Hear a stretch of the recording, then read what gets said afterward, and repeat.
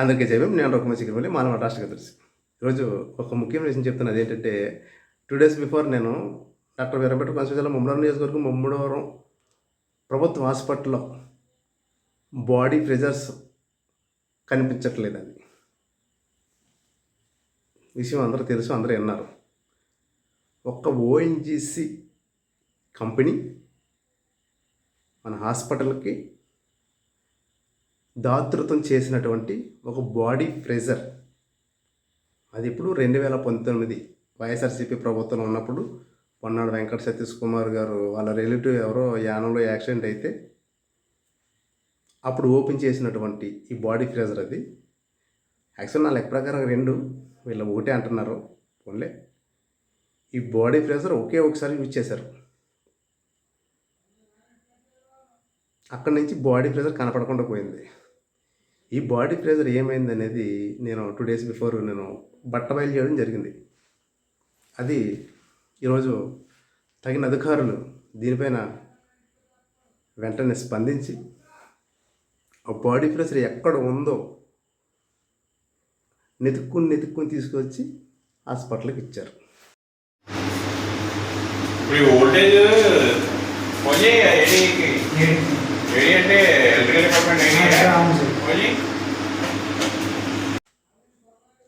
ఈ 2019, 20, 21, 22, 23, 24, 25 ఈ 5 సంవత్సరాలు, అయితే 4 సంవత్సరాలు వేసుకుని ఈ 4 సంవత్సరాలు బాడీ ప్రెషర్ ఏమైంది? హాస్పిటల్ యాజమాన్యం ఈ బాడీ ప్రెషర్ని దాచిపెట్టిందా, లేకపోతే ప్రైవేటు వ్యక్తులకి ఇచ్చి రెంట్లకి ఇచ్చిందా? రెంట్లకి ఇచ్చి ఆదాయం ఎవరు చేసుకున్నారా, సొమ్ము చేసుకున్నారా అనేది నా ప్రశ్న. ఏది ఏమైనా నేను బయలు చేయడంతో ఈ బాడీ ప్రెజర్ అని వచ్చింది. ఈ బాడీ ప్రెజర్ ఈరోజు నేను చూడడం జరిగింది. నేను వీడియోలో చూపిస్తాను.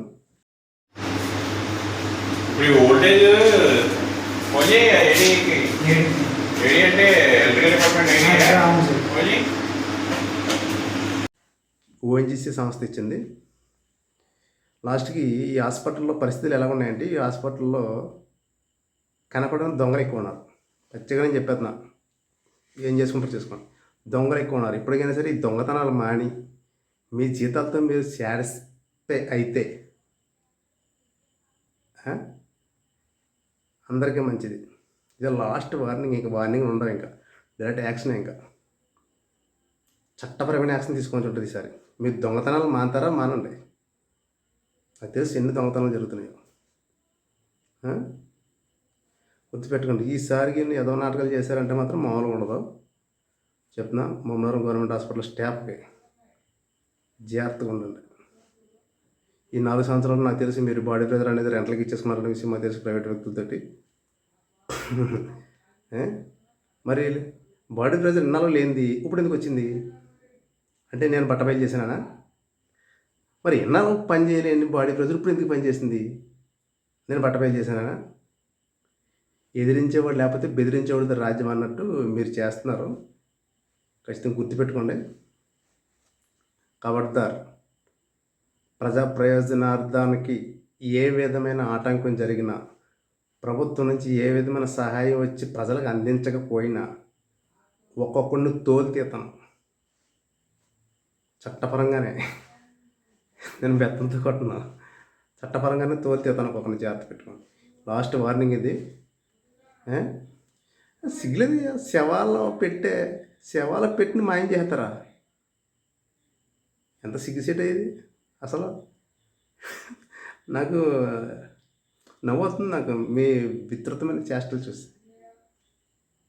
నిజంగా హాస్పిటల్ జేబులో పెట్టుకునేది అయితే మీరు పట్టుకుని వెళ్ళిపోతారు. పట్టుకుని వెళ్ళిపోయి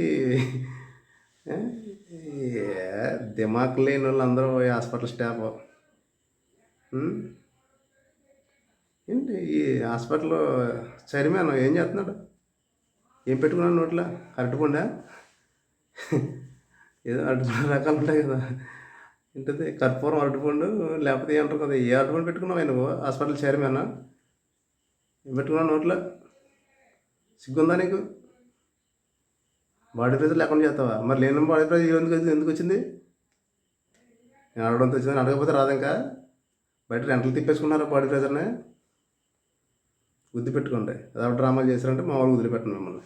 చట్టపరంగానే కఠినమైన చర్యలు తీసుకునే అవకాశాలు ఉన్నాయి. జై భీమ్.